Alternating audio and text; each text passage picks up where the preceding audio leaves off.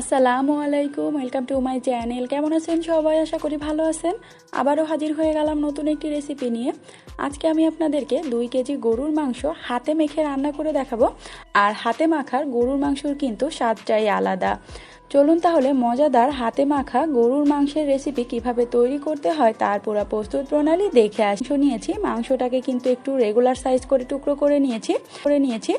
তারপরে এটাকে খুব ভালোভাবে ধুয়ে পরিষ্কার করে নিয়েছি।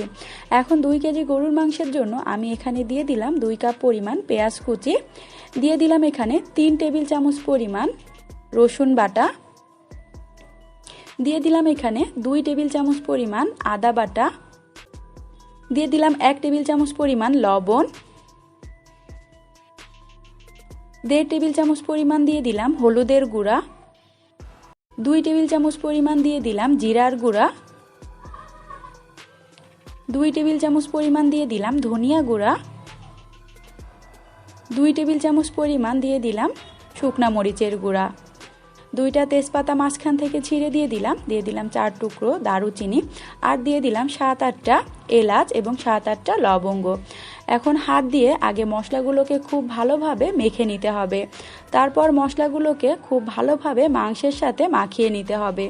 মাংসটা মাখানোর উপরেই কিন্তু মাংসটার টেস্ট অনেকটাই নির্ভর করে। মাখানো হয়ে গেলে এখন এখানে দিয়ে দিলাম আমি 1 কাপ পরিমাণ সয়াবিন তেল।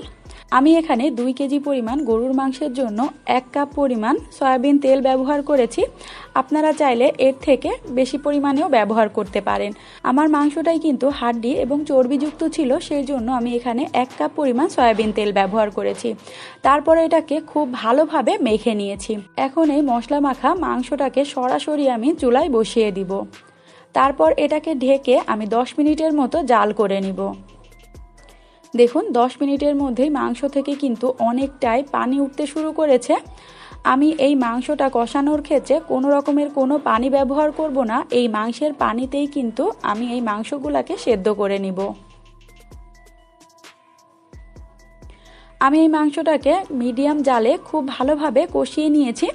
দেখতেই পাচ্ছেন মাংসটা কষানো হয়ে গেলে কিন্তু মাংসের কালারটা সম্পূর্ণ চেঞ্জ হয়ে যাবে, আর তেলটাও কিন্তু খুব সুন্দরভাবে সেপারেট হয়ে যাবে।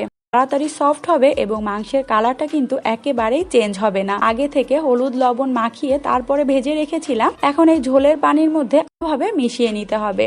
এখন এটাকে আমি মিডিয়াম ফ্লেমে 20 থেকে 25 মিনিট রান্না করে নিব। তাহলেই কিন্তু মাংসটা খুব ভালোভাবে সফট হয়ে যাবে। দেখতেই পাচ্ছেন মাংসটা কিন্তু আমি 25 মিনিটের মতো রান্না করে নিয়েছি। আর ওই দিক থেকে কষানোর সময় কিন্তু আমি বেশ খানিকটা সময় ধরে কষিয়ে নিয়েছিলাম। এখন এখানে দিয়ে দিলাম 1 চা চামচ পরিমাণ গরম মশলার গুঁড়া, দিয়ে আবার ওইটাকে মিশিয়ে দিচ্ছি। এখন এটাকে আমি 2 মিনিটের জন্য ঢেকে রেখে দিব গরম মশলার ফ্লেভারটা খুব ভালোভাবে মাংসের মধ্যে ঢুকে যাওয়া পর্যন্ত। 2 মিনিট পর মাংসের কালারটা কিন্তু এখন দেখতেই পাচ্ছেন কতটা ইয়ামি হয়েছে। আর এভাবে মাংস রান্না করলে মাংসটার স্বাদ কিন্তু অনেক গুণেই বেড়ে যায়।